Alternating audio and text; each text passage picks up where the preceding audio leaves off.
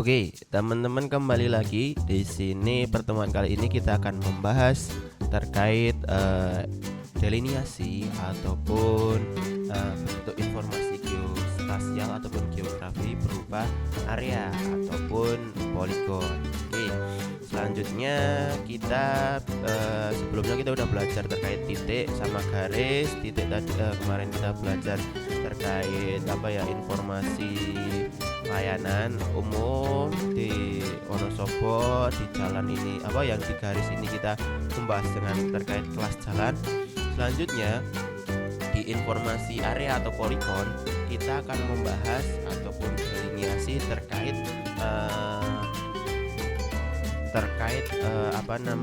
penggunaan lahan di Kabupaten Wonosobo. Penggunaan lahan dengan kriteria seperti ini teman-teman, dengan ID 1 sampai 6. Kita coba ya nanti belajar bareng untuk mendelineasi permukiman, kantor pemerintahan, sarana umum, sekolah, sawah sama kebun. Kita coba nanti bareng-bareng untuk mendelineasi berupa informasi area ataupun poligon dengan keterangan tersebut dengan prasyarat ini. Kalau ini jalan, ini garis yang kemarin ini sudah kita bahas. Nah, kita membahas ini. Oke, langsung saja teman-teman, kita buat dulu save filenya. Oke, tidak lupa toh caranya. Saya pakai cara ini ya, new save file. Selanjutnya akan muncul browse. Di sini kita coba. Terus di sini kita kasih nama penggunaan lahan. Oke, save. Nah, di sini geometrinya jangan lupa kita pilih poligon. Oke. Nah, di sini kita tetap dengan cara yang kemarin ya, yang pakai line ya. Nggak perlu nambahin new fieldnya. Fieldnya akan kita tambahkan secara otomatis seperti kemarin. Oke. Nah, setelah itu oke. Nah, di sini langsung muncul penggunaan lahan. Langsung muncul penggunaan lahannya. Langsung kita edit aja. Tidak lupa dong cara ngeditnya. Pastikan dia berwarna biru, kita pilih dulu. Selanjutnya pilih simbol berwarna simbol ballpoint atau namanya toggle editing. Nah, di sini kita pilih ini, add polygon feature, atau dengan cara cepatnya pilih CTRL plus titik. Oke, klik. Nah, langsung saja kita delineasi. Pertama paling jelas ya, alun-alun dulu kita coba. Nah, di sini teman-teman ketika kok delineasinya contoh nih salah nih, saya kayak gini salah. Nah, gimana sih cara ngandonya? Ngandonya beda dengan ketika kita menggunakan Microsoft Office ataupun Excel dengan CTRL-Z. Nah, di sini di Quantum GIS andonya dengan cara backspace, atau yang di keyboard teman-teman di pojok kanan atas bawah print screen itu ada namanya backspace. Klik aja sentuh aja, dia akan mengundo digitan kita. Nah, misal ini, nah seperti itu. Nah, untuk poligon ini pastikan ketika posisi terakhir kalian harus double klik untuk mengakhirinya. Untuk digitasi ini, contoh di sini udah ya. Nah, di sini saya akan mengakhiri poligon alun-alun ini dengan double klik di sini. Nah, jangan lupa klik kanan, kita pilih karena dia berupa sarana umum. Kita masukkan ID-nya 3. Oke, nah udah kayak gini, udah tandanya dia udah terdelineasi, udah betul. Nah, karena kayak gini kan ketutupan nih, kita nggak bisa lihat alun-alunnya, gambar realnya. Kita pilih di sini outline green atau outline blue, outline black. Nah, misal di sini saya milih outline green aja. Nah, di sini dia yang akan ditandai adalah cuma garis luarnya aja. Oke, selanjutnya lanjut. Di sini ada SMP 1 ya. Kita coba delineasi lagi.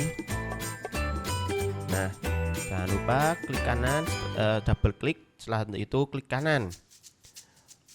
Sekolah apa? 4. Oke. Nah, terus selanjutnya di sini ada kantor pemerintahannya. Kita deliniasi Kodim.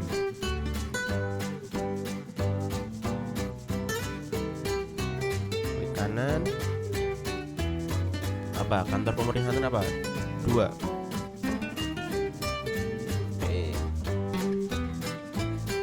Nah, di sini ada kompleks pemerintahan, kita blok saja ya supaya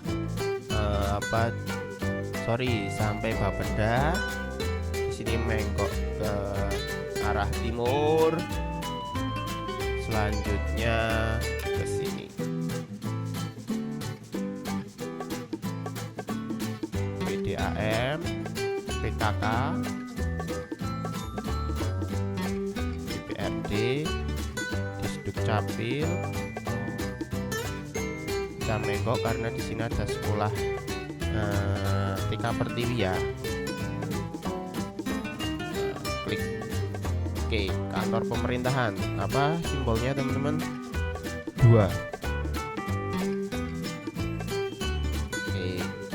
Terus di sini ada Sasana Adipura dan juga GOW sama kantor Setda. Blok lagi.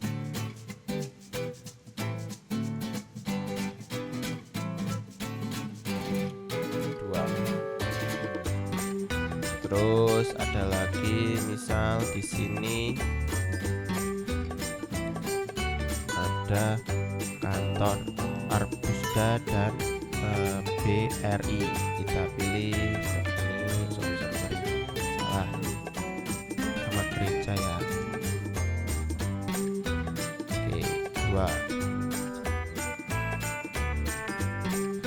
Ini gereja.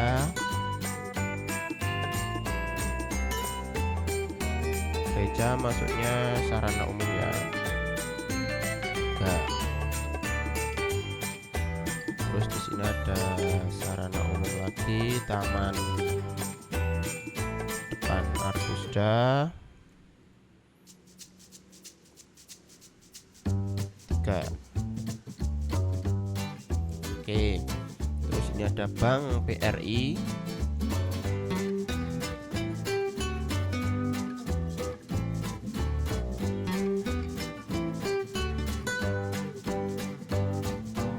Bank BRI sarana umum juga 3 ya. Oke, nah kita coba digitasi ini permukiman dan juga ada Masjid Jami.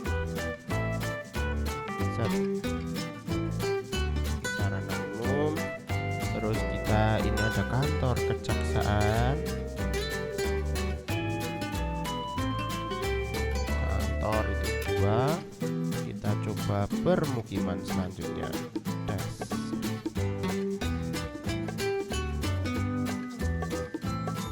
Nah, di sini mengapa permukiman bukan rumah? Karena di sini kita menggunakan pemetaan yang skala enggak detail ya, menengah lah teman-teman katakan. Jadi berupa nanti di sini berupa blok permukiman, bukan perumah. Kalau perumah nanti teman-teman digitasinya ya ini per genting, atap genting ini nantinya. Kalau di sini kita per blok rumahnya, permukimannya. Oke, kasih 1. Sini permukiman kan 1 ya. Oke, 1 permukiman. Nah, selanjutnya permukiman lagi nih.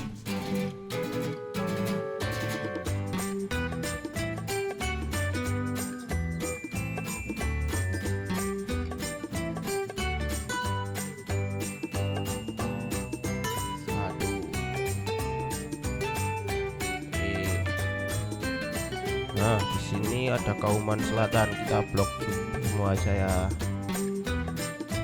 Terus. 1.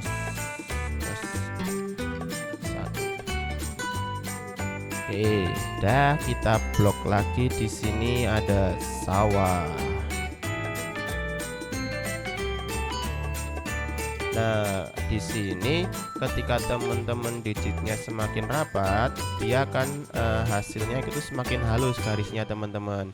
Ketika teman-teman agak meluncatnya ataupun jaraknya panjang-panjang, biasanya dia banyak yang enggak halus gitu sih.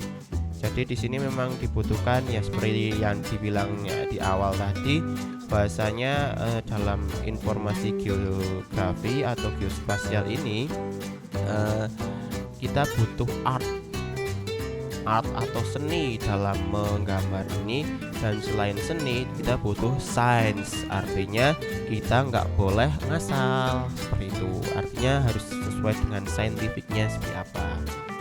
Nah ini sini kita buat, karena di sini gerombol sainsnya kan kita bisa lihat nih gimana sih bedain ini mesti sungai, ini mesti apa namanya, entah itu tegalan ataupun kebun, ini kan sawah bisa kita lihat, di sini permukiman. Nah sainsnya seperti itu teman-teman, jangan sampai ketika kita mendelineasi di sini ada kebun kok meloncok sampai ke permukiman. Nah di situ adalah sainsnya kita untuk melihat ataupun menggambar bentukan muka bumi itu seperti apa, salah satunya dengan metode sekunder atau delineasi citra ya, di situ diperlukan. Artinya jam terbang pun ya seharusnya akan diperhitungkan, karena nanti bagaimana sih intuisi kita untuk melihat suatu keadaan di mungkin yang nggak pernah kita jumpai, nggak pernah kita datang ke sana, tapi diwakilkan dengan citra satelit true color ataupun warna yang asli, itu kita bisa membedakan, oh ini sungai, oh ini kebun, oh ini kebun ketela, oh ini kebun sawit, oh ini kebun jagung, oh ini kebun albasia misal. Nah di situ adalah intuisi kita yang perlu kita asah untuk apa namanya, melihat kondisi di citra satelit ataupun kajian kita yang akan kita digitasi. Oke, ini kebun. Nah. Oke. Misal di sini ada lagi nih mana? Ini Krishna, sarana umum katakan. Oh iya teman-teman, seperti yang sebelumnya udah kita jelasin, bahasanya yang sebelumnya kita apa namanya, delineasi jalan itu berupa line. Ketika kita menggunakan skala yang lebih besar lagi, jalan juga bisa berubah garis teman-teman. Tapi di sini kita nggak melakukannya, karena skala yang kita buat ada skala menengah. Jadi nggak perlu kita untuk mendelineasi jalan dengan area ataupun poligon. Betul. Nah, di sini perlu yang teman-teman ketahui, dengan digitasi ini secara langsung kayak gini, sebenarnya ada kelemahannya teman-teman.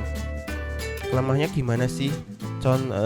Kelemahannya pertama akurasi ataupun digitasi ketika bertemu dengan bidang lain. Contoh di sini ya, saya akan mencontohkan di sini kan ada permukiman. Terus di sini ada sarana umum, utilitas umum, karena ada apa namanya? Ada Hotel Krishna. Di sini ada Rumah Sakit Ibu dan Anak RSIA Adina. Kita akan membedakannya gimana caranya. Misal contohnya gini, ini adalah batasnya RSIA yang putih ini contohnya. Nah, sampai sini kita delineasi. Sebentar saya Oke, bentar saya ulangi. Nah, saya akan di sini klik.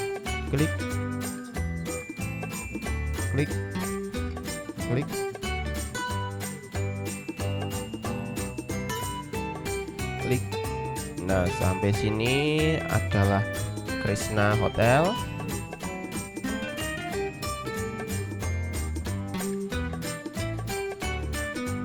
Nah, katakan sampai sini ya. Ini adalah permukiman teman-teman. Sedangkan di depannya ada Hotel Krishna. ada di sini si RSIA. Nah, di sini ketika kita ingin mendigit si Hotel Krishna, nah di sini kelemahannya, digitan kita itu apa namanya nggak simetris teman-teman. Artinya entah itu di sini akan ada jeda nih. Contohnya di sini ketika kita menggeserkan ke permukiman, jadi ada wilayah luasan dari Hotel Krishna yang masuk ke permukiman, ada yang permukiman masuk ke wilayah Hotel Krishna, ataupun sebaliknya, ataupun jadi kurang. Contoh nih, ntar tak sampai selesaiin. Sarana umum tadi apa? 3. Oke, nah ini saya zoom. Nah, di sini contoh di sini adalah batasan dari Hotel Krishna. Ketika kita digit di sini, ternyata ada area yang lowong ataupun nggak ikut permukiman dan juga nggak ikut si Hotel Krishna. Nah, ini ikut mana nih informasinya? Terus ada juga nih, dilalah kita ke sini Hotel Krishna sampai sini. Ini ada area permukiman yang meloncok ataupun menjorok ke wilayahnya Krishna, ataupun wilayah Krishna yang menjorok ke wilayah permukiman. Kelemahannya seperti itu teman-teman. Nah, nanti ada tips triknya. Kita akan menggunakan metode cut polygon. Setelah ini ya, setelah langkah ini, setelah kita mendigit ini, kita akan menggunakan tools berupa cut polygon untuk menanggulangi hal tersebut. Karena kalau dia kayak gitu tadi, dia akan merugikan si pemilik lahannya, karena bisa juga lahannya kurang, bisa juga lahannya malah bertambah karena milik tetangganya ikut masuk ke digit gitu kan. Nah, nanti kita akan memberikan solusinya dengan cut polygon. Dan kita selesaikan dulu sampai sini. Ini katakan masuk sekolah SD Bius sama gereja ya, seharusnya ya. Kita masuk sekolah.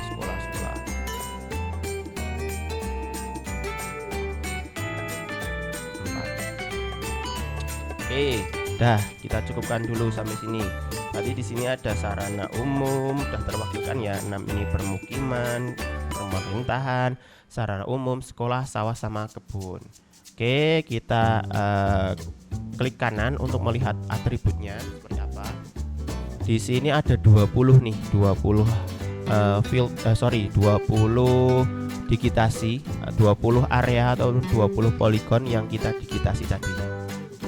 Oke, selanjutnya kita mau memberi nama dari ID tersebut. Masih ingat kan caranya? Nah, di sini start ini masih ke select. Dan selectnya kita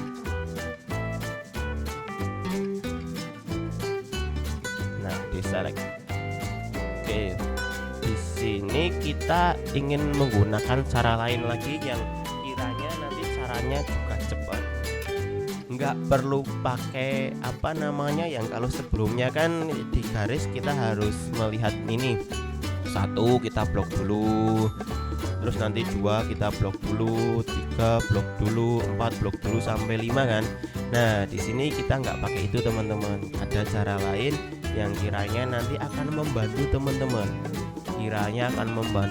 Mempermudah teman-teman, yang jelas pekerjaannya semakin cepat, detail, akurat, nggak perlu banyak waktu seperti itu kan. Pertama kita pilih di sini, centang dulu, create a new field. Jangan lupa kasih nama keterangan ya. Oke, selanjutnya di sini karena kita laki-laki teks, berarti pakai teks. Di sini kita kasih 50 supaya agak panjang lagi. Nah, di sini caranya kita akan menggunakan ekspresi dari ini. Jadi ini kalau teman-teman suka main Excel, itu kita menggunakan bahasa Excelnya itu rumus fungsi dari if. Nah, kita akan menerapkan itu di Quantum JS ini. Bagaimana caranya? Di menu ini teman-teman silahkan klik searchnya diklik, terus kata case. Nah, di sini conditionnya case. Di sini rumusnya case, kasus case when conditional then result and. Nah, kasus ketika kondisi apa, kemudian hasilnya apa. Paham nggak kira-kira? N-nya kita kasihkan paling bawah ya. Contoh nih, dengan rumus kita seperti ini, poligon ini, kita bisa kasih kasus di sini apa namanya, perumpamaan seperti ini teman-teman. Case when, kasus ketika si ID itu 1, maka then result permukiman. Case when nomor ID 2, then resultnya kantor pemerintahan sampai nomor 6. Paham kira-kira logikanya? Jadi di sini menggunakan rumus if. Ketika bahasa Excelnya if ID itu 1, dia akan permukiman hingga nomor 6 ini. Oke, kita coba aja daripada terlalu lama. Nah, di condition ini teman-teman pilihkan field. Di condition ini kita ganti. Tadi yang case ini saya close, akan kembali lagi seperti ini ya. Pilih di sini field and value, pilihlah ini ID. Nah, dah. Terus sama dengan kan, spasi 1 when result 1 apa teman-teman? Permukiman. Tapi kasih tanda petik. Oke. Terus ini kalian teman-teman kopikan CTRL-C ke bawahnya sampai 6 buah. Oke. Case when ID 2, then apa? 2 itu apa tadi? Kantor pemerintahan. Oke. Selanjutnya 3, sarana umum. 4, sekolah.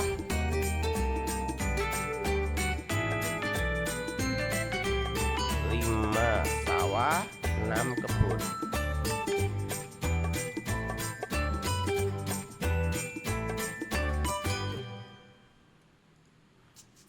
Oke, udah pas kira-kira.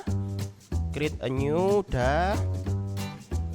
Ini case when-nya udah. Nah, ini kok enggak muncul nih? Ada masalah ini yang berarti. Ini seharusnya ketika rumus kita oke, berhasil, ini akan muncul. Kita coba, satunya itu kasih tanda petik teman-teman. Yang setiap angka ini kasih tanda petik semua. ID sama dengan ini, kalian kasih tanda petik. 1 di depan dan 1 di belakang.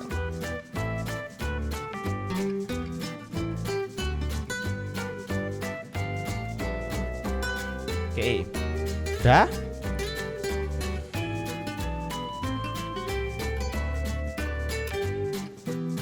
Nah, ini masih error lagi ya.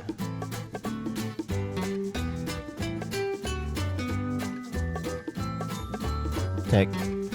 Oh, ini saya ada salah teman-teman. Sorry, ada salah satu ini. Yang case sama N itu cuma 1 doang. Jadi case-nya yang di setiap ini kalian hapus. Maaf, ini hapus, jadi nggak muncul. Kita coba case-nya dihapus semua. Nah, muncul kan oke-nya. Oke, kita coba ya, semoga berhasil. Wah, langsung teman-teman. 1 apa tadi? 1 permukiman, 2 kantor pemerintahan, 3 sarana umum, 4 sekolah, 5 sawah, 6 kebun. Beres, berhasil berarti. Selanjutnya ada satu trik lagi. Lilalah kepala dinas ataupun dari instansi vertikal menginginkan hasil delineasi kita ini harus ada luasannya. Wow, gimana tuh caranya? dengan cara seperti ini. Apakah bisa ya? Tentu bisa. Apa sih yang nggak bisa? Aplikasi kiranya akan membantu ataupun menolong kita ya. Nggak perlu nih kita bawa meteran mengukur dari pojok sini sampai pojok sini, nanti dihitung luasnya, hitung kelilingnya dan sebagainya. Itu nggak perlu. Kita coba pakai aplikasi ini dan nantinya akan mempermudah pekerjaan kita tentunya. Gimana caranya? Lagi-lagi teman-teman harus klik Open Field Calculator. Nah, selanjutnya karena di sini fieldnya baru ya, kita run create a new field teman-teman. Di sini ketikkan luasan, luas lah. Nah, di defaultnya di sini dia akan berapa meter persegi teman-teman untuk luas. Jadi teman-teman bisa pilih meter persegi. Nah, di sini karena inginnya dari pimpinan ataupun instansi vertikal menginginkan detail hingga koma-koma, kita kasih decimal number teman-teman. Selanjutnya pilih nih yang geometri. Selanjutnya pilih yang area tentunya. Areanya yang ada tanda nganunya dolarnya ya teman-teman.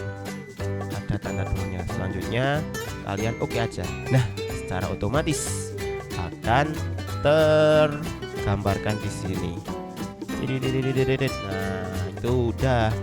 Ini yang luas ini, permukiman ini itu luasnya 10.281,511 meter persegi. Nah, di sini ada kasus gini. Gimana bisa nggak sih? Di sini kita bisa default untuk sesuai keinginan kita untuk luasannya. Tentu saja bisa. Teman-teman kayak tadi langkahnya. Misal contohnya di sini aku akan melakukan luas tapi satuannya HA ataupun hektar ya. Nah, hektar kira-kira menurut teman-teman dia itu berapa meter persegi sih 1 hektar? 1 hektar kan 10.000. Nah, di sini ketika kita milih geometri dan milih area, di sini untuk untuk menjadikan satuannya hektar, kita perlu kasih angka pembagian ini garis miring, terus kasih angka 10.000 tanpa titik ya, tanpa ada ekspresi titik ribuan atau koma. Ingin kilometer persegi pun harus teman-teman bagikan 1 kilometer persegi itu berapa meter persegi. Nah, nanti harus dibagikan di sini. Nah, maka satuannya akan nanti kilometer persegi ataupun sesuai dengan keinginan teman-teman. Kita oke kan. Nah, di sini langsung otomatis berapa? 1 hektar itu kan 10.000 kan ya. Nah, di sini 1,028 hektar. Di sini kan 10.281,511 meter persegi. Oke. Gitu kan ya teman-teman. Nah, itu dulu untuk kali ini perjumpaan kita. Jangan lupa klik save untuk menyimpan hasil project kita dan juga project workbook kita. Oke, untuk kali ini seperti itu latihan kita ataupun belajar kita terkait deliniasi area. Pertemuan selanjutnya kita akan belajar cut polygon untuk mengatasi masalah yang kita dapati tadi. Oke, sekian, sampai jumpa lagi. Terima kasih.